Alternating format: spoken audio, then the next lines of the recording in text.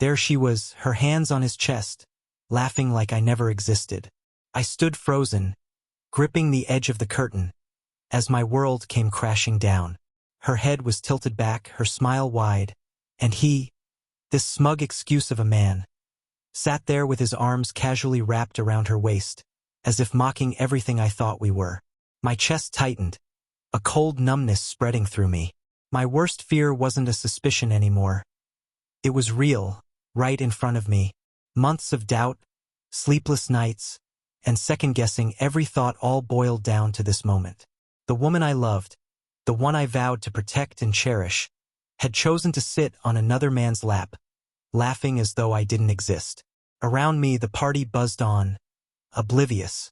Laughter echoed, glasses clinked, and upbeat music played. People danced, chatted, and celebrated. But all I could hear was the deafening silence of my heart breaking. The chaos of my mind drowned out everything else. I let the curtain drop and stepped back, gripping the envelope in my hand tighter. This wasn't the time for an emotional outburst. I had planned for this, prepared every word in that letter. But nothing could prepare me for how it felt to see her like this. How did it come to this? How did the woman I gave everything to end up here, tangled in someone else's arms, while I stood in the shadows? But let me start from the beginning. Let me tell you how I ended up here, standing behind a curtain with my heart shattered into pieces. I thought we had it all. When we first got married, her smile lit up every corner of my life. She had this way of making everything feel possible, like we were a team ready to conquer the world together. We spent late nights dreaming about our future, travel plans, starting a family, building a home filled with love and laughter. I was completely, unconditionally in love with her. I threw myself into my work, determined to turn those dreams into reality. I worked hard, stayed late at the office, all for her, for us. Every extra hour, every missed dinner, every canceled weekend plan was justified in my mind because I believed I was building the foundation for our happiness. But what I didn't realize was that while I was building a life for us, she was quietly building a world without me. At first, I didn't notice the cracks. She was still smiling, still laughing, though maybe not as much. I chalked it up to life stresses and kept pushing forward. But then, the little things started to stand out. She began spending more time away. Nights out with friends I'd never heard of, work events that seemed to last longer than necessary. And then there were the phone calls, always in another room, her voice dropping to a hushed tone whenever I got too close. "It's just work," she'd say with that disarming smile of hers, and I wanted to believe her. I convinced myself that I was imagining things, that I was being paranoid. After all, she was my wife, the woman I trusted more than anyone. But it's not the obvious things that haunt you. It's the quiet moments, the coldness, that tell you something's wrong. The way her laughter didn't quite reach her eyes anymore. The way she pulled away when I tried to hold her. Looking back, the signs were all there, but I didn't want to see them. I buried my head in the sand, choosing to believe in the woman I married rather than face the reality of what was happening. I didn't know it then, but I was losing her, and she was already gone. The first red flag was subtle, almost easy to dismiss. One night, she came home late, the faint scent of cologne trailing behind her. It wasn't mine. At first, I thought maybe she had been around a colleague or brushed against someone in passing. But then there was the message. Her phone lit up at 2 a.m., the screen glowing in the dark bedroom. I couldn't help but glance over. It was instinct. The message read, "Can't wait to see you tomorrow." I asked her about it the next morning, trying to sound casual, as though I didn't already feel a knot tightening in my stomach. She laughed it off. "It's just work," she said, her tone light, her smile convincing. But no work texts you something like that at midnight. Still, I didn't press her. I told myself I was imagining things. I loved her too much to believe it. She was my wife, my partner, the person I trusted above all else. I clung to that belief, even as doubt started to creep into every corner of my mind. But then, the signs became harder to ignore. A receipt for a dinner at a restaurant I'd never been to, 2 entrees, 2 drinks. A client meeting, she explained. Her stories started to feel rehearsed, her excuses too polished. And then there were the phone calls. She'd step outside or into the next room, her voice dropping to a whisper. If I walked in, she'd hang up quickly and pretend nothing was happening. I wanted to confront her, but the truth terrified me. What if I was wrong? What if I destroyed our marriage over paranoia? But then came the breaking point. One evening, I overheard her on the phone. She didn't know I was standing just outside the door. "I can't wait to see you tomorrow," she said, her voice soft, intimate. It was the same message I had seen on her phone weeks ago. That's when it hit me. The woman I loved, the one I gave everything to, wasn't mine anymore. She had drifted into someone else's arms, and I was left in the shadows, holding onto a lie. I sat in the darkness of our living room, her lies still echoing in my mind. She wasn't home yet, probably with him. My heart was heavy, but not with sadness anymore. It was something else, something sharper. Betrayal had stolen the best parts of me, but I wasn't going to let it break me. No, I wasn't going to scream or cry or beg. I deserved better, and she needed to see that. That's when I made my decision. This wasn't going to end in chaos. I wouldn't let her manipulate the narrative or twist the truth to fit her needs. If she wanted a show, I would give her one on my terms. The perfect opportunity came when I remembered the company party. It was an event she had been gushing about for weeks. "Everyone will be there," she said, her eyes lighting up. She loved being the center of attention. Well, she was about to get exactly that. It was poetic in a way. The very place where she and her lover had started this mess would be the place where I ended it. I could already picture her in her best dress, flashing that radiant smile, completely unaware of what was coming. But I needed more than just a confrontation. I needed something concrete, something that would leave no room for her excuses. That's when I decided on the separation letter. I sat down at my desk, the words flowing out of me like a flood I had been holding back for too long. Every line was deliberate, each word a weight lifted off my chest. I know the truth. That was how I started. There was no point in sugarcoating it. I wrote about the nights I spent waiting for her, the lies she told, and the man she thought I didn't know about. I poured my heart into that letter, not to win her back, but to let her go. I didn't just want her to know it was over. I wanted her to feel it, to understand that she had destroyed something beautiful, something irreplaceable. By the time I was finished, the letter wasn't just a goodbye.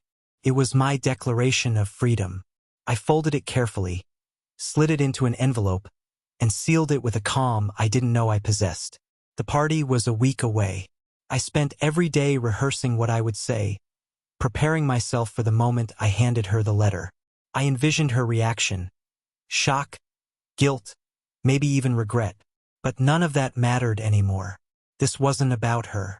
This was about me taking control of my life again. When the night of the party finally arrived, I felt ready. As I tucked the envelope into my jacket pocket, I looked in the mirror and saw someone I hadn't seen in a long time. Someone strong, someone confident, someone who knew his worth. The stage was set and I was done waiting. I arrived at the party with the envelope tucked securely in my jacket pocket. The energy in the room was electric, bright lights, soft jazz playing in the background, and a sea of smiles and laughter. Everyone looked so polished, so composed. I scanned the crowd, searching for her, and there she was. She stood near the bar, her laughter rising above the hum of conversation. She looked so carefree, like the lies she lived didn't weigh a thing. Her red dress hugged her figure perfectly, her hair styled to perfection. She was radiant, magnetic, just like she had been the day I fell in love with her. But now, all I could see was the betrayal lurking behind that polished exterior. She was in her element, mingling with colleagues, charming everyone around her. I watched her from a distance, unnoticed, observing every detail. The way she touched her hair when she laughed, the way she leaned just a little too close to a man while talking. It was all so calculated, so casual. I waited, biding my time. I wasn't there to create a scene. I wanted the moment to be as clear and deliberate as the words in the letter burning a hole in my pocket. Then it happened. She glanced around the room, checking to see if anyone was watching, before slipping away toward the far end of the hall. She thought she was being discreet, but I followed at a safe distance, my heart pounding in my chest. She disappeared behind a thick velvet curtain that divided the main hall from a smaller, private lounge. My steps slowed as I approached, every part of me bracing for what I already knew I'd find. I pulled the curtain back, and there they were. She was sitting on his lap, her hands on his chest, laughing softly at something he'd said. His arms were wrapped around her waist, and they looked completely at ease, as though the world beyond that curtain didn't exist. When I saw them, everything froze. Her betrayal wasn't hidden anymore. It was right there, for anyone to see. For a moment, I just stood there, letting the sight burn itself into my memory. Then I stepped forward, my shoes clicking against the polished floor. They both looked up, startled, her face draining of color as her laughter died in her throat. "Am I interrupting something?" I said, my voice calm, almost casual. Her mouth opened, but no words came out. The lover, smug just seconds ago, shifted uncomfortably beneath her, his confidence cracking under my gaze. I reached into my jacket and pulled out the envelope, holding it out to her. "I think this belongs to you," I said, my voice steady but cutting. "Consider it my RSVP to your next lover's retreat." She stared at the envelope like it was a live grenade. Slowly, she reached out and took it, her hands trembling. "It's not what it looks like," she stammered, her voice weak, desperate. I let out a bitter laugh. "It never is it?" She stood up, trying to step closer to me, but I didn't move. "Please, just let me explain," she begged, her voice cracking. I shook my head. "Explain? What's there to explain? Emily? I think everything I need to know is right here." I gestured at the man behind her, who was now staring at the floor, avoiding my eyes. Her desperation grew, her carefully constructed facade crumbling. "It was a mistake," she said, her voice breaking. "It didn't mean anything." I met her gaze, my own expression cold. "A mistake is spilling coffee on your shirt, Emily. This was a choice." Repeated choices. The lover finally spoke, his voice low and defensive. "Hey, man, look." I cut him off with a sharp glance. Just don't." He sank back into the couch, his smugness evaporating under the weight of my resolve. I turned back to her. The woman who once had all the power over me was suddenly scrambling, trying to hold onto something that was already gone. "You made your choice, Emily," I said, stepping back toward the curtain. "Now you get to live with it." And with that, I walked away. I didn't need to raise my voice or cause a scene. The letter in her hands said everything I needed to say.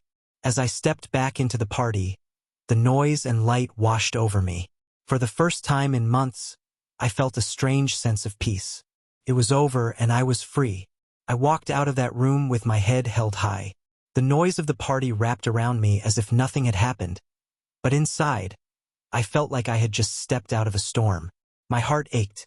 Yes, but there was something else. A sense of relief. For the first time in months, I felt free. It hurt, but it also felt good.